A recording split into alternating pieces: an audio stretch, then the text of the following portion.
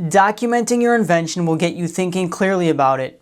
This is important because it'll help you organize your thoughts, visualize your final product, and understand how it'll be sold and used in the market.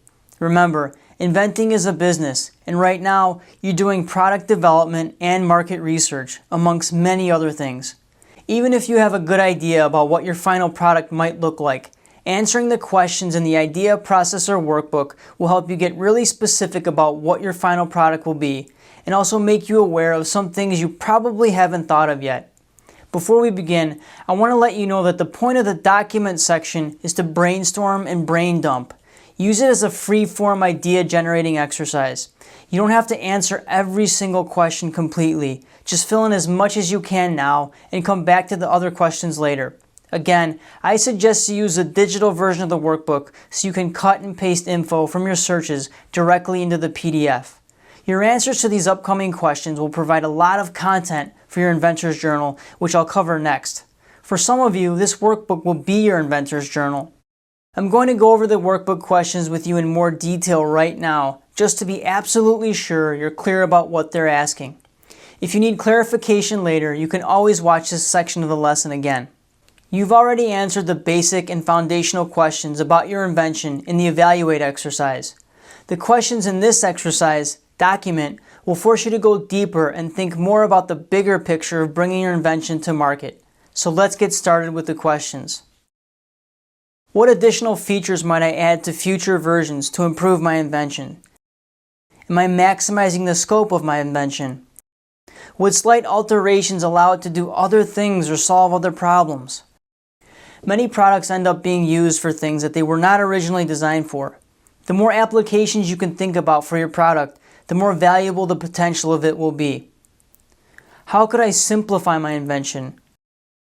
Could you remove some features to have it do one thing even better than it does now? Again, keep in mind that you don't need to answer all these questions right now. Answer only the questions that are resonating with you at this moment in time. How did I come up with this idea? Does it have to do with a subject or topic that you know very well? If not, what do actual experts or fans in the field that relates to your invention think about your idea? You can use NDAs to get a focus group together to figure this out. Answering this question also helps you formulate the origin story of your invention, which is very important. People love to hear the human story behind inventions, products, and businesses. Origin stories are also inspirational and allow your audience to connect with you on an emotional level. How is my invention novel and unique? Remember, patents are only granted to novel and useful inventions, and you need to prove this to your patent examiner. How exactly will it work? I want you to outline the function of your invention from beginning to end, so you have a very clear idea about every problem you need to solve in order to arrive at a final product that's market ready.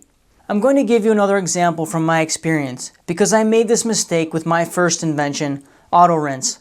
So I was very hyper-focused on the actual product, as you might imagine, as you probably are with your invention. What I didn't pay enough attention to was how the product would fit into an actual bar design. The first question we kept getting from bar designers was, where do I put your machine and how does it get installed? I realized very quickly that I overlooked this problem and that I needed to make it easier for restaurant designers. As inventors, to give our products the best chances of success, we need to make the adoption process as easy as possible. So I went to work on designing different installation options to solve this problem that kept coming up during the sales process. Today, Auto Rinse has 5 different installation options, and the reason we have them is to make specifying and installing our product as easy as possible for restaurant designers. So getting back to the question of how exactly your invention will work, don't forget about all the outside considerations like installation, packaging, and things like retail displays. The next question is, can I test the concept with materials that I already have? In my case, I was able to cobble together some things from the hardware store and test my idea, and I suggest you do too. Now the easy way is to hire someone to do this, but a prototype can cost you thousands of dollars. So get creative and see if you can make your invention from common items you can buy at the hardware or craft store, or even with things you already have in the house. The problem with outsourcing prototyping right away is that you need to arrive at a final design, or as close to final as possible. And despite what you might think or hope, your first iteration will not be what your production model will look like. And revisions cost a lot of money. So if you can, try to get as close as you can to the final design as possible before you hire someone to make you a prototype of that design. If you absolutely cannot build your own prototype, you might hire someone to make a 3D model of it and have it 3D printed. 3D printing is a cost-effective way to get your product made, much more so than having to create molds. The big takeaway here is that before you rush to get your invention professionally prototyped, get creative and see if you can fabricate something yourself, just to prove that it actually works the way you envisioned. What materials will the final product be made of? Some options might be plastic, steel, fiberglass, wood, or a combination of two or more of these materials. Answering this will get you to start thinking about manufacturing and potentially experimenting with different materials than you originally thought of.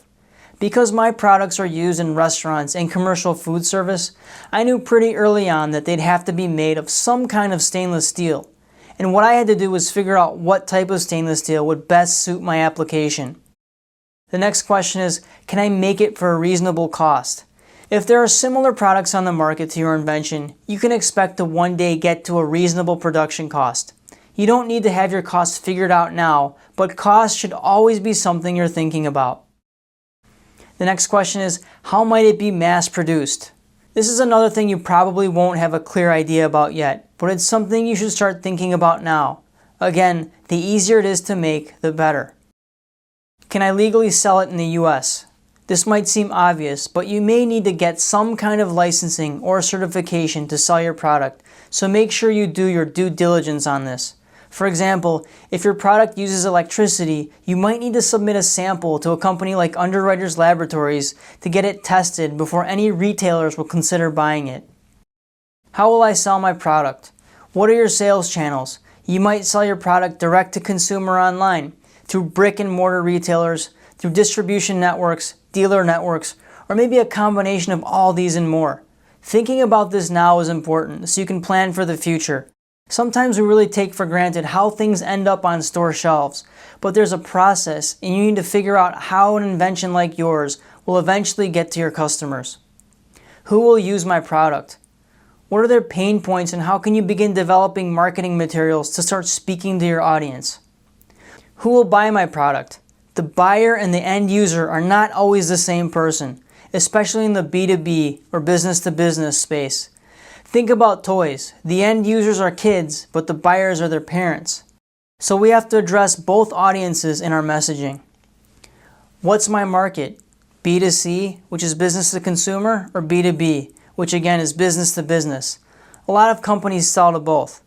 This will also help you plan your marketing strategy. For example, when it comes to social media, you'll probably focus more on Facebook and Instagram if your product is B2C, and more on LinkedIn if your product is B2B.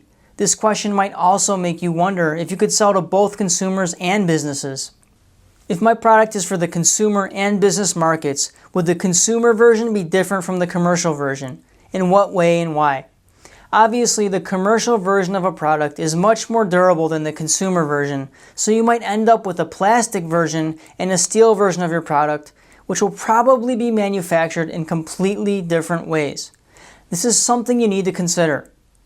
Is my product safe? What ways could someone hurt themselves using your product, and how could you eliminate that danger or make it safer?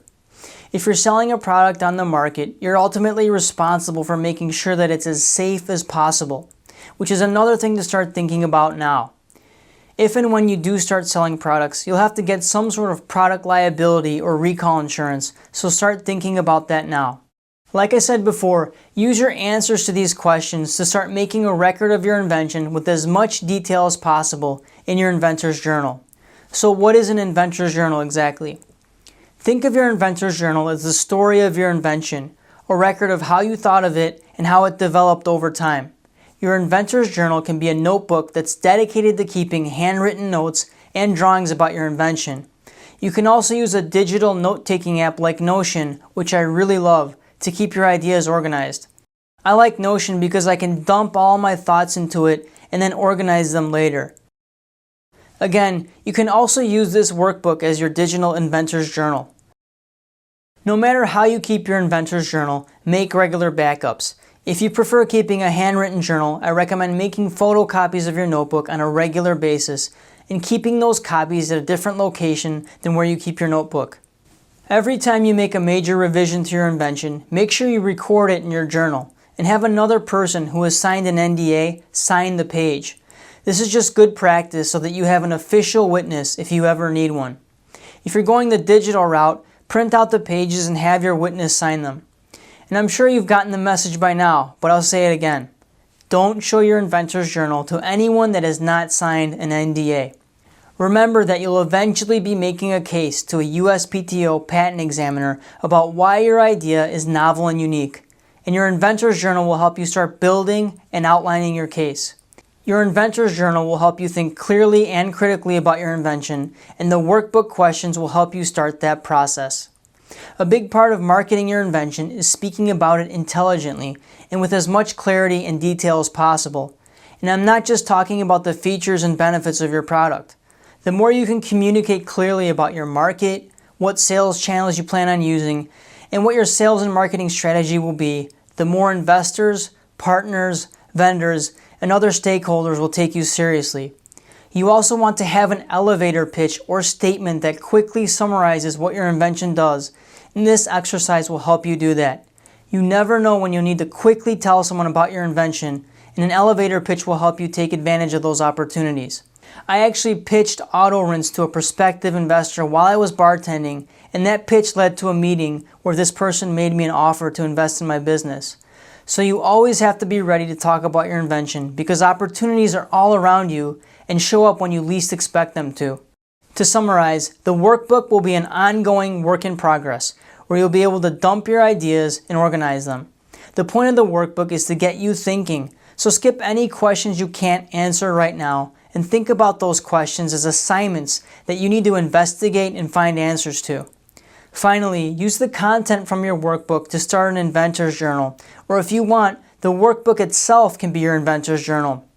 Your inventor's journal is the story of your invention and is a record of every significant change or development that your invention has gone through. Make sure you sign and date every new entry and have someone else witness it. Finally, make a lot of backup copies of your inventor's journal because you may need to use it one day in court. Alright, that's it for this lesson in documenting.